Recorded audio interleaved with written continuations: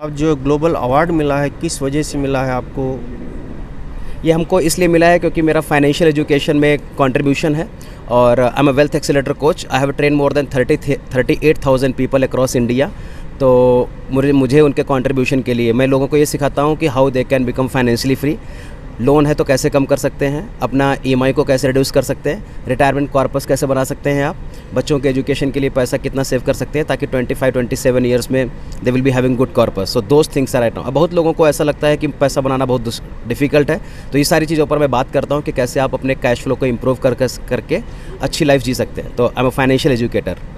तो आप ये ऑनलाइन करते हैं या आप? मेरा पूरा काम ऑनलाइन है। Since last 2.5 years I have been, जब से कोविड हुआ है, कोविड का सिचुएशन शुरू हुआ है, तब से मैंने पूरा ऑनलाइन कोचिंग। मेरी कंपनी का नाम वेल्थ एक्सेलरेटर ग्रुप है और वेल्थ एक्सेलरेटर की तरफ से हम लोगों ने करीब 38,000 लोगों को ट्रेन कर दिए हैं और लोग हमारे ऑनलाइन वर्कशॉप अटेंड करते हैं 3 दिन का। मेरा ब्रांड नेम का है वेल्दी संदीप। यूट्यूब पर, इंस्टाग्राम पे पूरा ब्रांड नेम वेल्दी संदीप है। जब वहाँ पर आप जाते हो तो 3 दिन का वर्कशॉप लेता हूँ जहाँ पर आप आते हो और मैं आपको बताता हूँ कि something is happening in your life the way it is happening because कुछ तो आपने पहले नहीं किया है, एंड वो सारा ब्लूप्रिंट चेक करने के बाद में आपका पूरा फाइनेंशियल प्लानिंग करते हैं हम। तो इसमें आपको क्या प्रॉफिट है सर? इसमें प्रॉफिट की बात है कि लोग आते हैं हमारे पास में, फ्री में हमको वेबिनार देते हैं या फिर 99 रुपीज़ का टिकट लेते हैं। इसके बाद में 3 दिन उनको 6 घंटे सिखाते हैं कि क्या है। इसके बाद में हमारा नेक्स्ट लेवल का प्रोग्राम होता है। अगर उन लोगों को कंसल्टिंग चाहिए होती है तो हमारे पास में आते हैं। फिर हमारे पास डिफरेंट प्रोडक्ट्स हैं। आपके पास लोन है, पैसा नहीं सेव हो रहा है, ईएमआई बहुत है, मल्टीपल सोर्स ऑफ इनकम बनाना है, कैसे बिजनेस में बना सकते हो, कैसे स्टॉक मार्केट में पैसा बना सकते हो, रियल एस्टेट से कैसे पैसा बना सकते हो। बहुत सारे प्रोडक्ट्स हैं मार्केट में अवेलेबल जो लोगों को पता ही नहीं है। लोगों को पता है खाली इंश्योरेंस ले लेना है, एफडी करा लेना है, आरडी करा लेना है। दुनिया इससे बहुत ऊपर है। 2022 में हम लोग जी रहे हैं और हम लोगों को प्रोडक्ट की नॉलेज अभी 1970 की है। तो 1970 की फिलॉसफी 2022 में नहीं चलती है ना। खर्चे हो रहे हैं, लाइफ स्टाइल इन्फ्लेशन है, CPI WPI इन्फ्लेशन मार खा रही है 7% 8%।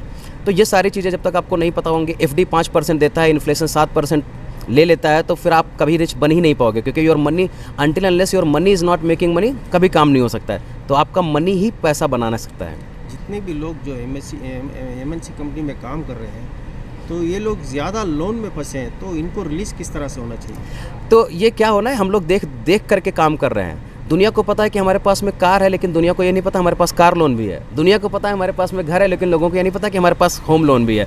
सो problem is right now people are right now not seeing themself, they rather they are seeing दुनिया वालों को। मम्मी पापा ने बोल दिया घर खरीद लिया क्योंकि घर जरूरी है, बीवी ने बोल दिया घर खरीदना है तो कार खरीदना है तो कार खरीद लिया। तो हम लोग देखा देखी में जी रहे हैं। तो हम लोग स्पिरिचुअल लॉज ऑफ मनी को वायलेट कर रहे हैं। And what is the spiritual laws of money? पहला तो रूल ये है कि आपको लॉ ऑफ अर्निंग पे काम करना है। जब तक अर्निंग नहीं है तब तक आपको खर्चा ही नहीं करना है। आपने लोन लिया, इसका मतलब है you are just right now violating the law of universe. तो first law is called law of earning, second law is called law of saving money. 1 lakh रुपए बना रहे हो तो 20,000 बचा ही सकते हो, 20,000 नहीं बचा सकते हो, 10,000 बचा सकते हो। ये बचाते 15 साल 20 साल में करोड़ों रुपए हो सकते हैं आपके पास में। तीसरा लॉ होता है लॉ ऑफ स्पेंडिंग, इसके बाद में खर्चा करो पैसे आप। और चौथा रूल होता है universal law, that's called law of investing. इसके बाद में पैसा ऐसी जगह लगाइए जहां पर आपको इन्फ्लेशन से ज़्यादा पैसा मिले। एंड जब आप law of earning, law of saving, law of spending, law of investing पे काम करते हो और इसी ऑर्डर में काम करते हो तो फिर लोन लेने का तुक ही नहीं है। 2 साल वेट कर लेंगे, फाइनेंशियली फ्री हो जाएंगे। 4 साल बाद at the age of 35 I became financially free. I am a banker by profession. 15 साल मैंने State Bank of India credit card division में, ICICI बैंक में, कोटक महिंद्रा बैंक में, स्टैंडर्ड चार्टर्ड बैंक में कंपनियों में काम किया। मैं भी एम्प्लॉय था, लेकिन हमने 10% की सेविंग की हैबिट को अपने ध्यान में रखा और उसकी वजह से मैं 35 की एज में रिटायर हो गया। और मेरी वेल्थ एक्सेलरेटर जो कंपनी है उसने 3.5 करोड़ का रेवेन्यू जनरेट किया है खाली 28 महीने में। जबकि लोग कोविड से परेशान है कि travelling company, entertainment company, flight, बहुत सारी इंडस्ट्री, रेस्टोरेंट कंपनीज बंद हो रही हैं या फिर स्ट्रगल कर रही हैं 2 साल 3 साल से। तो हमने उसमें अच्छा काम किया है। तो लोगों को लोन लेना नहीं चाहिए? नहीं, लोन लेना चाहिए, लेकिन आपको अपनी इनकम से ज़्यादा नहीं लेना चाहिए ना। आप, मेरी सैलरी भी 1 लाख रुपए है, हम 50,000 का EMI ले सकते हैं, लेकिन नौकरी में कल 70,000 रुपये इनकम हो सकती है, 60,000 हो सकती है, कभी जा सकती है, लेकिन तो लोन तो आपको 30 साल भरना पड़ेगा। तो ये क्वेश्चन है। हम ये नहीं बोल रहे कि लोन खराब है, मैं ये बोल रहा हूँ कि आप अपने कैश फ्लो को इंटैक्ट रखिए।